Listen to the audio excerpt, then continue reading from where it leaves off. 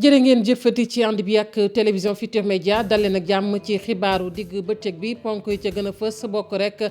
ci jàngoroy coronavirus tey ci bëccëg bi nag ñu gis rek lu toll ci fukk ak ñaari cas yu yees ci téeméer ak juróom fukk ak benn test yoo xamante ni def nañu ko ñeenti cas yooyu nag dañu doon ñoo xamante ne dañ ko fee indi juróom-ñetti nag di ay cas yoo xamante ne dañoo laale ak ñu ko am juróom-ñeent wér nañu ni ki tey jilee kon lim bi wér dëgg bi ñu ko xaymaa ñaar fukk la ak juróom-ñaar téeméer ak lu topp ñu di leen di faj ba nëga ni ci jàngoro jooje di coronavirus. ci kanam tuuti daañu dem ba màkkaanu jëwriñ ji dénk wàllug wér-gu-yaram jokkoo fa ak Pafa Ñing lu soxal jàngoro ji ba tey ak député bi di Moustapha Guirassy nag wér na péng moom moomu doon fësal rek ci ab vidéo ne dañu ko testé positif ci jàngoro yi Covid 19 tey nag nee na wér na ba daal mi ngay waaja rek kon dellu ci mbokkam mi ngi jaajëfal bu baax a baax mboolem ñi nga xamante ni ñoo ko doon ñaanal bu loolu weesoo nag mi ngi sàkku ci askanu Sénégal ñu sàmmonteeg tërali ni ngir rek ñu mën a daan jàngoro ji di Covid 19 ca diwaanu Kaolack moom fanweer ak ñaar la ñu woon di ay contact yu laale woon ak kenn koo xamante ne nag nee nañ dafa amoon jàngoro ji di Covid 19 comme moom moomu nag daal di bàyyee ko woon ca Ziguinchor ñooñu ñu quarantaine loon ca commune ba ñu naan Sibassor di ngeen dégg ci biir xibaar yi docteur Niane Seck médecin chef district bu Kaolack muy addu nee nañ nag quarantaine ñu nañ leen waaye amu ca kenn koo xamante ne yaa ngay wane mandargay jàngoro ji. Assemblée nationale nag am na lu ñu ko jébbaloon di ab projet de loi bu gouvernement bu Sénégal loole nag war a may njiitu réew mi lépp loo xamante ni ay wàllu dogal la ci wàllu yoon mu mën kaa jël ñu ne nag loolee bu jàllee daal jàpp leen ni bépp dogal boo xamante ne ci wàllu yoon la kon njiitu réew mi dana am sañ-sañu jël ko. jëwriñ ji dénk wàllu caada moom ma nga woon fële ca wetu rek Guinée Bissau fu soriwul lool ak frontière bu Guinée Bissau moom Abdoulaye Diop foofe nag ba mu fay yeggee daal la mu gën a naqarlu bokk na ci ñàkkum thermoflash foofe ba ci nag ay site d'isolement ci kaw loolu nag mi ngi sàkku daal ci comité locaux yi ñu def seen kéemtalaay kàttan ba gën a xeex jàngoro ji mbokk yi ponk yaa ngi nii bu ngeen taaxirloo tuuti ñu faram fàccee xibaar yi.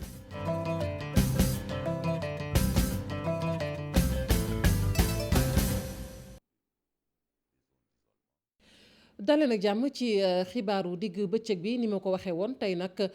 ci Sénégal bëccëg bi daal li ñu ci wàññi ci cas yu yees ñeel jàngoro yi Covid 19 fukk lañu ak ñaar ci téeméer ak juróom fukk ak benn seetlu yoo xamante ni def nañu ko di ay test ñeenti nag dañu ko fee indi juróom-ñetti dañu laale rek ak ñu ko am loole nag mooy seetlu gi juróom-ñeenti tamit ñu wax ni wér nañu ni kii tey jii ba ñu ko xaymee daal la wér ak léegi toll na ci ñaar fukk ak juróom-ñaar. kon téeméer ak fukk ak juróom ñu leen di faj jamono ji ñuy wax ak yéen muy nag kàddu yi jib tey jilee ca màkkaanu jëwriñ ji dénk wàllug wér-gu-yaram foofu sax la ñuy dem bu dee Pafara ñing nag noppi na ñu daal di koy déglu Pafara mango kon mu mel ni taxaw na Pafara maa ngi lay nuyu bu baax. maa ngi lay fay Fatou Kiné. Pafara yaa ngi woon foofu bi ñuy jukki rek xibaaru tey jilee ñeel Covid 19 loo ñu mën a tënkal ci bëccëg bi. daanaka junj nga ko Fatou Kiné lu tolloog téeméer ak juróom fukk ak benn moom la ñu saytu ñi nga xam ne ñoom lañ jagleel ñuy def li nu mel ci loolu fukk ak ñaar ci nit nag daan nañ leen xool gis ne am nañ jàngoro ji nga xam ne moom lañ tuddee coronavirus ci loolu ñeent ñi biti réew lañ ko jëlee juróom-ñett yi danoo dend ak ñi nga xam ne ñoom ñoo ko am daal ciy laale waaye xibaar bi ci neex nag moom moo nekk juróom-ñeent ci ñoom am nañu wér ak tan ba dinañ ñibbi seen kër kon fi mu toll nii ne neen Sénégal téeméer ak ñeent fukk ak ñaar ci ay cas la ñu amoon ñaar fukk ak ñett nag ñoom jamono ji wér nañu te ci loolu nag jamono ji mën nañ jàpp ne téeméer ak fukk ak juróom ci ay nit ba léegi ñu ngi leen yor ci centre yi di leen saytu di xool seen wér-gu-yaram ngir fexe nan la ñuy def nag ba ñibbi seen kër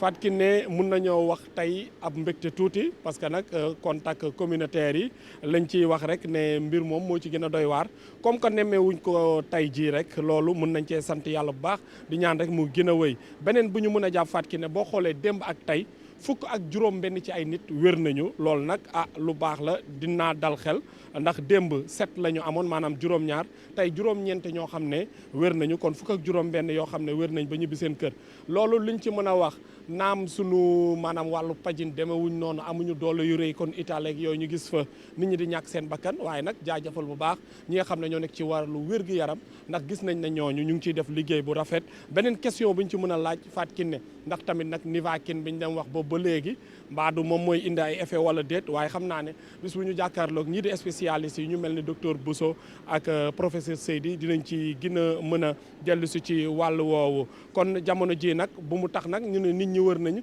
ñu waa di wàcce suñuy loxo maanaam nag yàccaaral bàyyi raxas loxo yi nañ ko def mesures yi nguur gi wax nañ ci continuer waaye leneen amoon na fi ci suba ambassadeur bu Chine nekk fi ci Sénégal ñëw na fi indi fi nag li nga xam ne moom moo nekk yenn ci ay dimbal yoo xam ne jóge na ci ki yor Alibaba indi ko fi waa Chine tamit indi nañ fi yeneen ndimbal yoo xam ne ñëw na fi ngir ñu jàppale Sénégal leneen luñ ci mën a jàpp rek moom ambassadeur bi dem wax na ko nee na ñaari ay bés ñetti ayu bés faaw ñu daal di nag def sacrifice pour mën a fexe nag Sénégal génn ci mbir mi en attendant nag ngoon ci point corona ak Abdoulaye Cissé di leen wax rek boobu ba léegi groupe Futurs Médias mu ngi fii ci buntu ministère ak ci yeneen bërëb gannaaw ba président bi daal di lancé li nga xam ne moo nekk opération daan corona. ma ngoog ñu koy jaajëfal bu baax a baax Pape Fara Ñing nga wax lu am solo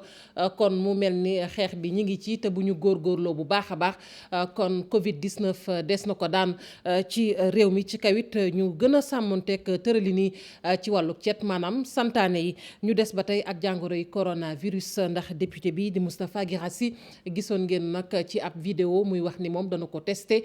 positif ci jàngoro ji waaye tey xibaar bi neex mooy wér na péng nag ay yoon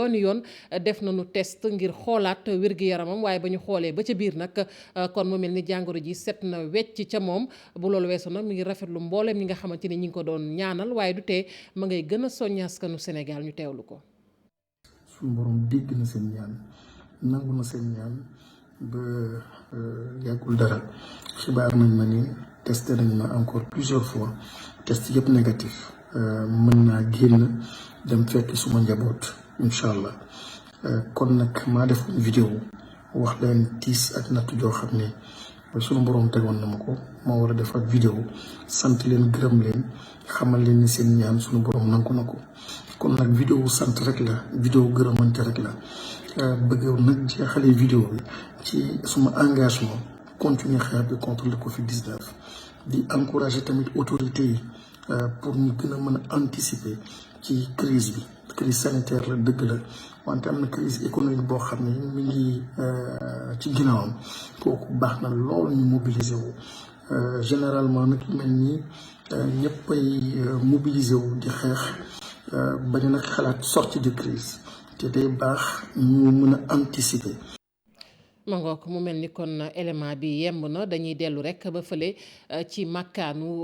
njëwriñ ji dénk lépp lu soxal wàllu ko wér-gu-yaram Abdoulaye Diouf Sarr gannaaw kàddu yi nga xamante ne yëkkati na ko ni ki tey jile ñeer rek tolluwaayu jàngoro ji ci réew mi ñu teewlu ko. bés bi tey dimanche ñaar fukki fan ak juróom-ñeent ci weeru mars 2020 ministère de la santé et de l'action sociale jot na résultat examen virologique yi ma leen di liral ci téeméer ak juróom fukki benn test fukk ak ñaar ñoo ñëw positif muy ñeenti cas importé ak juróom ñetti cas yoo xamante ne cas contact la ñu yëgal leen tam ne bésu tey bi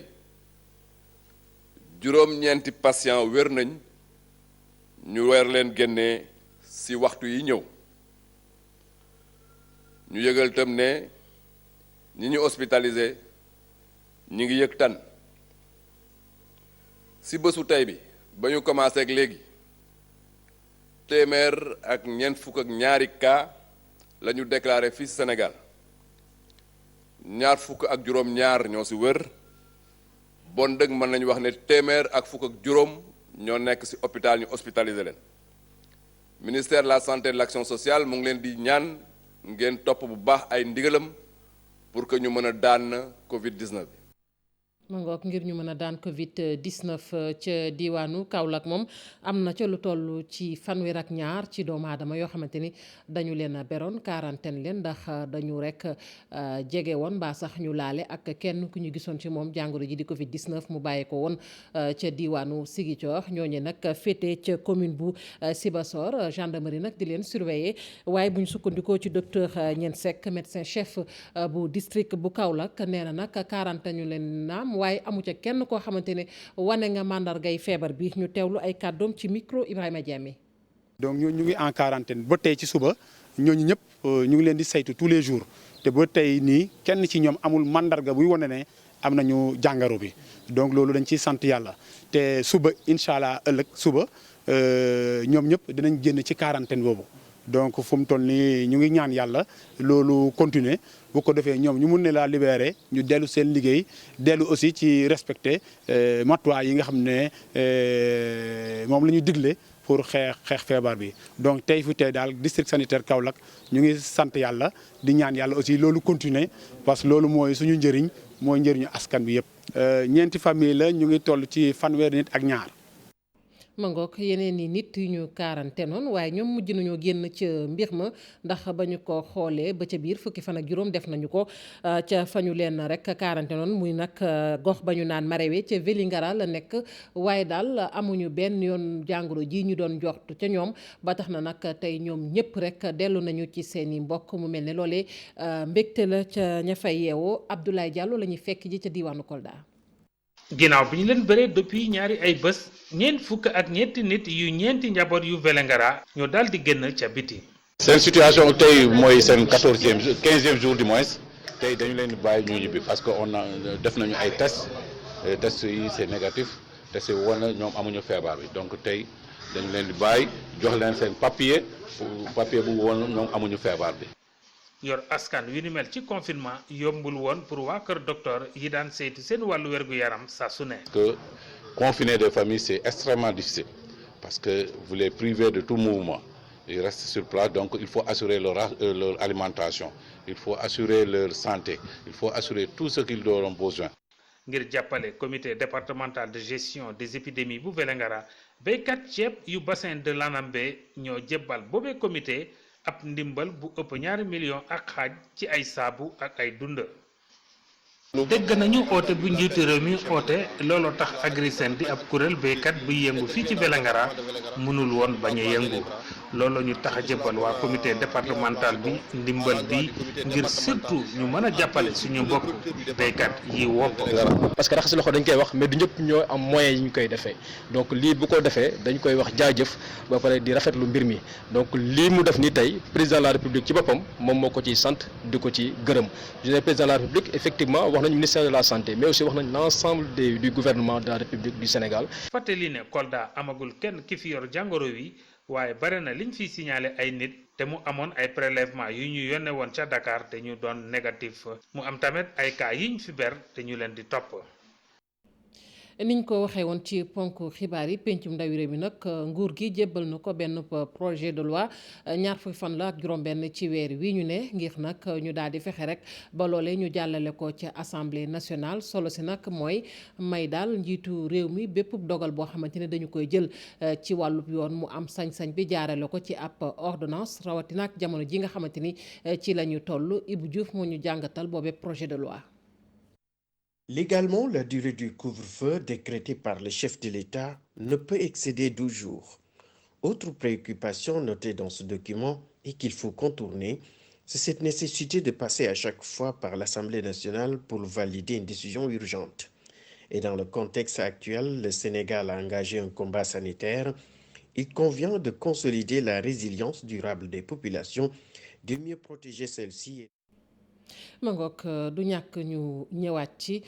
ci wolof lay doon bu boobaa ak Ibou Diouf ñu daal di wax nag ci ñàkkum xëy mi ñeel liggéeykat yu Sanofi nag liggéeykat yooyu ñu gën leen a xam rek ci ñuy defal ay garab rawatina nag chloroquine bi nga xamante ni dañu ne rek dafay faj jàngoroy Covid 19 liggéeykat yooyu nag gisoon nañ ni boobu ba tey ña nga toogoon amuñu am xëy buntub rek seen barabu liggéeykaay boobu ne ràpp tëj tey nag ñu ne jot na nag ñu mën a dekkalaat kon seen barab liggéeykaay boobu bu dee li ñuy wax ne am na dëgg ci kaw loolu nag ñuy sàkk ci nguurug Sénégal daal mu dimbali leen bu baax a baax su ko defee daañu mën a ubbiwaat seen buntu ba tàmbali liggéeyu garab bi rawatina ak chloroquine bi ñu teewlu Medoune Diop moom moo wax ci seen tur ci micro Ousseynou Thiam.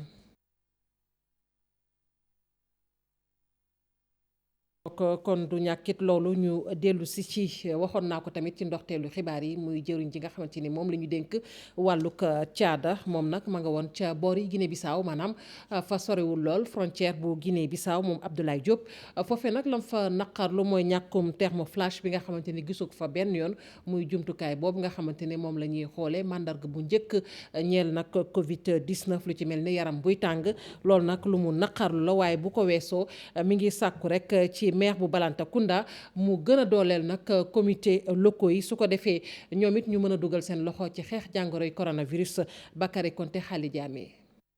ministre de la culture et de la communication Abdoulaye Diop moom dem na ci département bu Goudomp nekk zone frontalière ak Guinée-Bissau foofu nag am na ay manquements yu bëri yoo xamante ne am na fa ministre bi daal di joxe ay instructions mu ne nañ daal di créer ñu mu gën a gaawee ay sites d'isolement. fii zone frontalière la pour xam est-ce que scénario critique yëpp yoo xam ne mun nañ ko def sur place est-ce que jël nañu ay dispositions gis nañu ne si communes yoo xam ne amuñu woon des zones d'isolement def nañ ko gis nañ tam ñeneen ñi comme frontière bi la ñu jege amuñu ay dispositifs yu doy yu ay thermoflash. am na nag ay gox yoo xamante ne ñu ngi ci département bu Goudomp foofu sax amul thermoflash loolu nag ministre bi di ko ñaawlu ndaxte ay lieu de passage la diggante Sénégal ak Guinée-Bissau mu ne maire yi nañu jóg temm daal di jàppale comité yoo xamante ne moom la ñu mettre sur place. boobaa la ñu interpellé maire yi ñëpp yu fa nekk pour que ñu jël seen responsabilité ñu jël tam ñu xam ne de vive voix en collaboration ak relation ak personnel de santé bi ak seen d'encadrement pour apporter leen seen appui nécessaire yëpp. ñiy joxe ay fausses informations ministre bi di ne am na ay sanctions yoo xamante ne dina teg seen kaw. les gens de la presse ñu leen di féliciter yéen tam si seen liggéey bi te lu gën am solo tam mooy du ñu bàyyi ay aventuriers discours bi dafa war a nekk benn discours mooy naka la ñuy sauver suñu naataango yi naka la ñuy sauver Sénégal te ay fantassins yooyu ay li may wax ay prédicateurs yéen ñëpp yàlla ni war a def autocensure pour que ngeen mën a protéger te loolu tam naa ko xool bu baax et je vais être très attentif à cela. après département bu Goudomp Abdoulaye Diop mu ne dina dem ci yeneen gox yi nekk ci réew mi loolu nag pour mën a vérifier dispositif yoo xamante ne mettre nañ ko sur place loolu nag pour mën a xeex Covid 19. waxoon nañu ko léegi muy liggéeykat yu Sanofi ñoom nag ci weeru décembre ba tey ñi ngi toog liggéeyuñu seen këru liggéeykaay boobu ne ràpp tëcc ci jamono ji nag ñuy wax ni chloroquine nag dafay faj jàngoro ji di Covid 19 ñi ngi sàkku daal ci kilifa yi ñu dimbali leen bu baax baax ba ñu mën a ubbiwaat seen barabu liggéeykaay boobu su boobaa sax dina yomb kon ci ñoom ñu liggéey chloroquine bi Medoune Diop moom moo wax ci seen tur ñu teewlu ko ak Ousseynou Thiam. parce que dañoo jàpp ne ñun si boole bi ñu boole moo tax ñoom ñu tëb bëgg profité def loolu mais bu yàlla dogaloon sax nga am bëgg-bëgg boobu ba yàlla dogal situation pandémique bi am xanaa sax du ma wax sax du ma wax ne nga def profit mais nga war a am xelu reprendre sa activité xam ne àdduna dina la wuyu si parce que ñu jàpp ne Sénégal comparé à la Chine comparé à la France kenn warul woon mun a xalaat ne production lii garab boobu di chloroquine war na ko mun a def mais def nañ ko fi ay at te bu fi situation bi enclenché woon ba ñu war ko mun a defar ñi ko liggéey ñu ngi fi formule baa ngi fi war nañ ko mun a defaat ma wax ne rek lu tolloo 2,6 millions de comprimés war nañ ko mun a def si bis pour mu service Sénégal mën service sous région bi. ñu delluwaat rek ak projet de loi bi ma waxoon léegi nga xamante ne nag nguurug Sénégal moo ko jébbaloon pencum ndawi réew mi ngir nag ñu woote ko bu boobaa dafay tax rek njiitu réew mi sañ-sañ ak dogal yi nga xamante ne dañu koy jël ci wàlluk yoon moom mu mën koo def jaarale ko ci ab ordonnance rawatina ak jamono ji nga xamante ni ci la ñu toll tembe ci réew mi Ibou Diouf. xeex bi ñu sumb ngir jële fii lii di coronavirus bokk na ci ñaax askan wi ñu gën a saloo ci wàllu set ak setal. ñaax leen tamit ngir xamal leen ne lii di coronavirus xeexu ñëpp la war a doon gannaaw mooy yeeg dogal yi njiitu réew mi ak gouvernement jëloon nañ fan yee ñu génne ay dogal jaarale ko ci état d'urgence ak couvre-feu loolu nag ñu ne ngir dëkk ak ni nga xam ne moom la yoon digle bu weesoo fukki fan ak ñaar war nañ taxaw rek xoolaat état d'urgence boobee ndax dañ ko wéyal yoon may la leen ñu wéyal ko diiru ñetti weer waaye nag saa ñu demee bi gis na rek loolee war nañ ko dakkal njiit réew mi mooy gënaat jaarale ko ci ab décret loolu nag ngir lépp gën a woyof ci boppu njiit réew mi Macky Sall moo tax ñuy sàkku li ñu duppee loi d'habilitation loolee dina may njiit réew mi muy doxal par ordonnance maanaam dogal yi nga xam ne dafa laajoon ñu koy yóbbu assemblée nationale ngi saytu ko loolee nag waa pencum ndaw réew mi dinañ ko may mu mën a doxal ni mu ko neexee ñu ne lim ci jublu rek mooy fexe ba lépp li nga xam ne moo aju ci wàllu xeex coronavirus bi mu laaj koppar mu laaj xam-xam laaj tamit taxawaay ci wàllu kaaraange ñu mën ko def ci ni mu gën a gaawe bu ko defee tamit yenn yéex-yéex yi ñu doon faral di nemmeeku ñu wàññi ko bu baax a baax loolu sax article 4 boobee ñëwaat na rek ci boobu la taxawaay bu xam la ne lii de état d'urgence tamit bu weesoo fukki fan ak ñaar war nañ def lu ñu duppee prorogation maanaam yokkandiko diiru ñetti weer loole nag ñu ne lu ñuy saytu la te loolu la njiit réew mi Macky Sall di sàkku ci waa assemblée nationale loolu nag dina may li nga xam ne rek mooy taxawaay mi nga xam ne saa su nekk moom la kilifa yi am gën a woyof dogal yi tamit gën a gaaw bu ko defee rek ñëpp taxaw ngir jële fii lii di coronavirus ci fàttali rek article 77 bi ci constitution dina may njiitu réew mi mu am taxawaay boo xam ne rek day gën a yaatu ci dogal yi nga xam ne moom lay faral di jël dootuñu am rëq-rëq ngir war a jaar foofee ci assemblée nationale lépp la ñuy dogal xaat yi ñu ne nag commission yi war nañ àddu ci boobu la mel ci fan yi di ñëw su ko defee ñu may kilifa yi ñu saytu boobule projet de loi wote ko bu ko defee ñu doxal noom leen soobee liñ ci jublu rek mooy jële fi lii di coronavirus. Ibou Diouf fële ca Cap Skirring it taxaw nañu temm rek ngir jàngoro ji di coronavirus able fa ba faaw gannaaw benn cas boo xamante ne amoon nañ ko fa tax na nag ba kilifa ya lépp loo xamante ne wàllu ko dugg la ak génn ñu koy saytu bu baax a baax waaye nag lanu seetlu mooy matuwaay yi bu dee baax na naam indi na ay rëkk-rëkk rawatina ak ci li ñu duppee économie informelle muy koom googu nga xamante ni yoon lu nu ko chef de village ba nag ma ngay wooteek wàllu ci jamono jooju mairie ba ak service ba action départemental ñoom it ña ngay wane seen bopp Boubacar Diassi. gannaaw bi mu biiree ñëpp ne Cap Skirring am na cas bu coronavirus ñu yokk ci lu ëpp fanweeri doomu aadama yu ñu placé en quarantaine dëkk kaw gii di dundee tourisme daal di tëju ndaxte képp ku ci nar dugg fi ngay wàcc ñi saytu la laata ngay wéyal sa tukki ñu yokk ci li ni mel état d'urgence ak couvre-feu bi ñu jur nag li nga xamante ni économie locale bi moo ci xaw a sooxe te askan wi yëg ko lool. couvre-feu bi wàññi lépp kam lañ leen dox ba bët set xamuñu guddi amul bëccëg da ngay xëy ñu ne def na ñu dengal def nanga nanga mais amul fan yëpp amul neexul nag parce que dañ ne bu ñu regroupé entreprise yi am ñuy tëj ku nekk toog këram neex na ma neexat ma d'accord mais wér-gu-yaram la soxla. ngir jàppale askan wi ci coono gi ñu nekk nii conseil municipal bu Diembéring daal di jël dogal gunge leen te jaaree ko ci comité local de lutte contre le Covid-19. yéen ñëpp xam ngeen ni président de la république dafa nii sénégalais yi tey kenn ku nekk dafa war a toog ci biir këram parce que maladie bi dafay law te lay tax mu dugg nit ñi mooy mouvement yi nga xamante ni moom la ñuy def donc ndimbal bi di toni boo ko xaymaa yëpp 3 millions la à peu près dañ koy indi jagleel ko population yi nga xamante ni ñoom ñoo doon daan seen doole ci secteur bi nga xamante ni moom mooy l'informel n'est-ce pas pour que kenn ku nekk mu mën a toog këram. fii Diembéring mën nañu wax capitale économique la bu département d'Oussouye ñi fi nekk ñëpp ay góorgóorlu lañ nga xam ne dañuy xëy suba ba ngoon di daw di ñëw instant bi comme Sénégal dañoo nekk ci lutte ci riposte même contre le Covid-19 donc vraiment ñi doon dem dootuñu mënati dem population yi dañuy mën a toog seen kër et de ce fait que ndimbal bi danañ ko mën a jagleel vraiment famille yi nga xam ni seen doole dafa néew. ñu jàpp ne ci diiwaan bu Ziguinchor ëpp na téeméeri doomu aadama yu ñu placé en quarantaine te lu ëpp ñeenti fukk ci ñoom nekk ci commune bu Diembéring. Boubacar Diassi ñu koy jaajëfal bu baax a baax luuma bu Kër Momar Sarr nag taxaw na ñaari ay bisa ngi nii ñooñee daan fa ñëw nag di jënd ne ñoom yëfi daal xamuñu lu mu leen di nuru seen lépp taxaw na ay jafe-jafe képp la ñuy dund ñenn ci njaboot ga fëgg seen gémmiñ yuuxu Thierno Fall. lu toll ci ñaari ay bis a ngi ni marché luuma bu Kër Momar Sarr kenn amalu ko muy ab dogal bu nga xamee ni nag ci wàllum koom bari na lu muy jur. marché Kër Momar Sarr itam mooy marché bi gën a màgg ci département de Louga waaye itam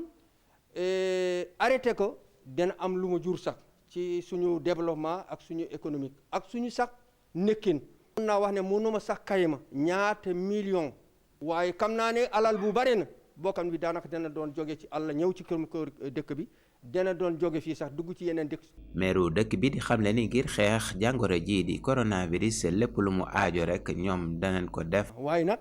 jàmm réew mi jàmm Sénégal ndigal président ak gouvernement Sénégal lépp lu ñu décidé rek ñun ci loolu la ñu koy ci loolu la ñu gonte te nag population Kër Momar Sarr lépp lu leen may jàmm ñun loolu moo ñu gënal alal bu bari moo ñu gënal kaalis moo ñu gënal leneen. gaaw gu jot askan wu takku ñoo doon bàyyi ko fu nekk ci arrondissement bi ngir wut si fii ci marché bi lu ñu dundee ñooñu nag ngir wàññi seen i jafe-jafe mairie bi am ay xalaat yu nga xamee ni tëral na ko. defe naa ne fekk yi ñu ci gën a jiital mooy fekkee ba soo ñu nekk ñoom ña fa nekk amoon ay boutique même su fekkee boutique yi mënuñu attan li nit yi soxla ñun jaral nañu fekkee ba gën a renforcer taxawaay boobu jaral nañ sax ñu gunge leen ànd ak ñoom ba fépp fu nga xamante ne nit. waroon na jënd ci marché bi te mënu ko jënd nu ñu mën a def ba marchandise bi gën leen jege loolu dana nekk suñu pexe dana nekk suñu kalaat.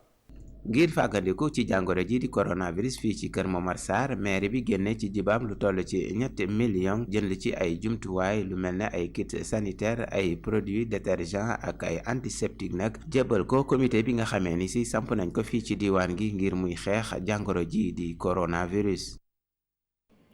syndicat autonome bi ëmb jàngalekat yi fare ci daara yu kawe yi nag ñoom am na lu ñu jàppale ministère bi ñu dénk wàllug wér-gu-yaram ndimbal la loolee nag mën na ko xayma toll na rek ci 5 millions ñoom it dugal seen loxo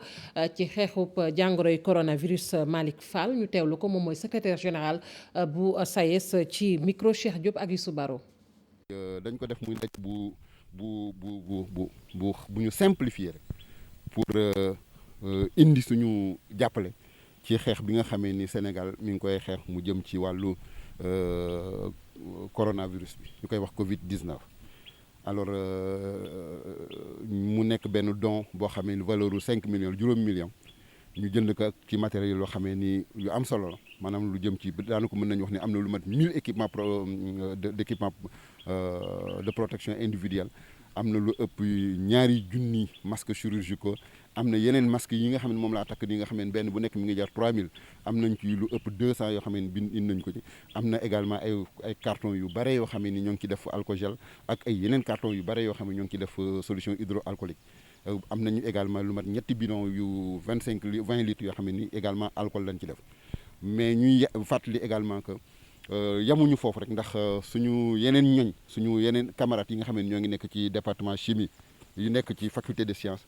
ñoom déjà defaral nañu lu tollook 200 litres maanaam 200 litres solution hydroalcoolique mi ngi ci biir oto bi suñu xarit yi nga xam ne également suñu yeneen camarades yi nga xam ne ñoom ñoo nekk département chimie bu école supérieure polytechnique ñoom tamit ñoo ngi préparé lu met 1000 litres solution hydroalcoolique mais yemuñu ci loolu également seen étudiants yi ñoo ngi defal lu ñuy tuddee ay distributeurs automatiques de gel. ñu yegg ba diwaanu Tambacounda fa ñu naan Koussanar conseillère municipale yi nag ñoom ñoo daal di dogu tem ngir dimbali daara ya fa ne fexe nañu rek ba xam mbooleem daara ya la ñu bëgg nag mooy rek dimbali leen tamit bu baax a baax ci jamono ji nga xamante ni ñi ngi wax Covid-19 ci réew mi ndax gis nañu ne taalibe yi yalwaan nag ñoom booy xool tey bu ñu nee feebar bi daanaka rek ñoom ñoo cay gën a loru boo moytuwul Moussa Oumar Gueye ca diwaanu Tamba. ci Koussanar koppar yi nga xam ne dajale woon nañ ko ba noppi façon yéene amal bis bi ñu jagleel jigéen ñi muy feetu 8 mars gannaaw biñ ko dandalee koppar yooyu yëpp ñu daal di koy jël nag wëlbatiku ngir fàggandiku ci lépp lu jëm ci wàllum xeex feebar bi ñu naan coronavirus. taalibe yi moom wax dëgg yàlla gouverneur message am boobu dégg nañ ko mais nguur tamit mu ngi jël ay matuwaayam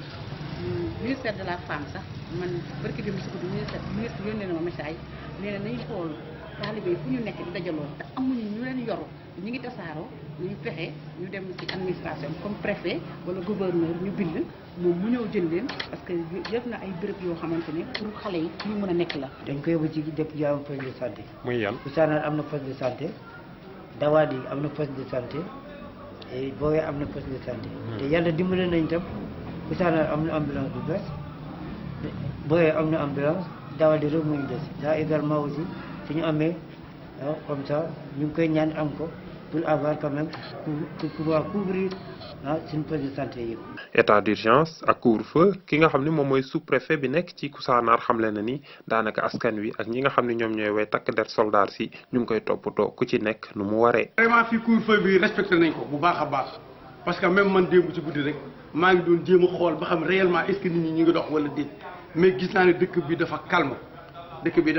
trop wax dëgg yàlla borom moto yeeg yëpp xam nañu bu heure bi jotee rek ñoom dañuy dem buy 20 heures di bëgg a jot rek dem nañu. beneen mesure saa ci profité aussi wax leen ni beneen mesure bi ñu jël ci moto Jakarta yi aussi mesure bu am solo la. Lalla Sankaré nekk conseiller municipal ak i ñoñam ñoom itam fi mu ne nii bëgg nañu daal ñi nga xam ne ñoom ñooy wax nguur gi daal di nag gestu ñi nga xam ne ñoom ñooy dawalkatu taxi moto Jakarta yi nekk ci Koussanar ñu daal di leen xool ana nan lañ leen di jàppale.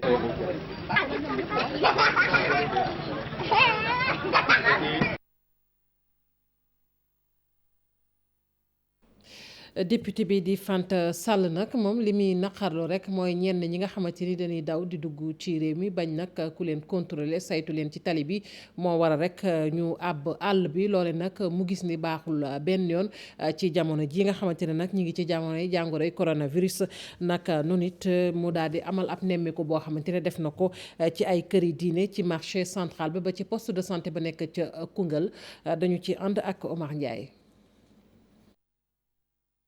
gannaaw dogal bi nguur gi jël dakkal dembeek dikk bi ci diggante diwaan ak diwaan am na ci ñenn ñoo xam ne ñi ngi porox ndollu di xëtt àll bi wutali beneen gox. gis nañ ne nit ñi ngi jaar ci yoonu suuf yi di ko def ma jàpp ne loolu nekk na loo xamante ni dañ koy ñaawlu parce que tey état bi ñun ñoo ko mën a jàppale jaar ci yoonu suuf bi xeex bi foog naa ñun suñu bopp la ñu ko def parce que boo génnee wàllu kenn yaa ngi lor sa bopp mais yaa ngi lor ñi nga xam ne yaa ngi leen di wàllu kon ma bëgg nit ñi nañu respecté conseil yi nga xamante ni tey gouvernement bi teg na ko mooy ku ci nekk toog sa kër mais di setal fa nga dëkk. moom mi la sax bëccëg ndara kàmm la xuus wutali marché central bu Koungheul jébbal wàllam njiitu commerçant yi ci xeexub bi la feebar di coronavirus rax ci dolli mu gën leen a ñaax ñu farlu ci wàllu wu ni mel. parce que feebar bi kat bu duggee di nga sonal sa bopp mais di nga sonal nit yi nga xam ne demuñ dikkuñu loolu ku ngeen gis mu koy def wàcc ci yoon bëgg naa ngeen dénoncé ko ba ñëpp yëg ko parce que nag dañoo teg ay daan yu metti te loolu yéen a ci mën a jàppale état bi ku ci nekk na jàpp ne fa nga nekk yaay xeex feebar bi pour mu jeex yu mel noonu bu ngeen ko gisatee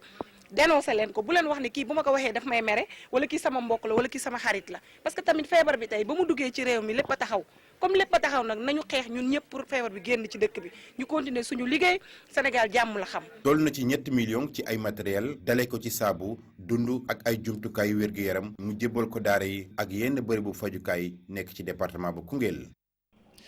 ca département bu Mbour moom nag élus locaux ya ñoom dañoo daal di soññ askan wa nag ñu def seen kéemtalaay kàttan daal di rek kon sàmmonte nag tërali ni ci wàllug cet naka noonu it la ñu gis rek mooy taalibe yi nga xamante ne ñoom ñoo nekk ca département bu Mbour dañu leen war a confiner maanaam nag tëj leen ñu bañ a génn ndax jàngoro ji di Covid 19 Abdourahmane Diallo.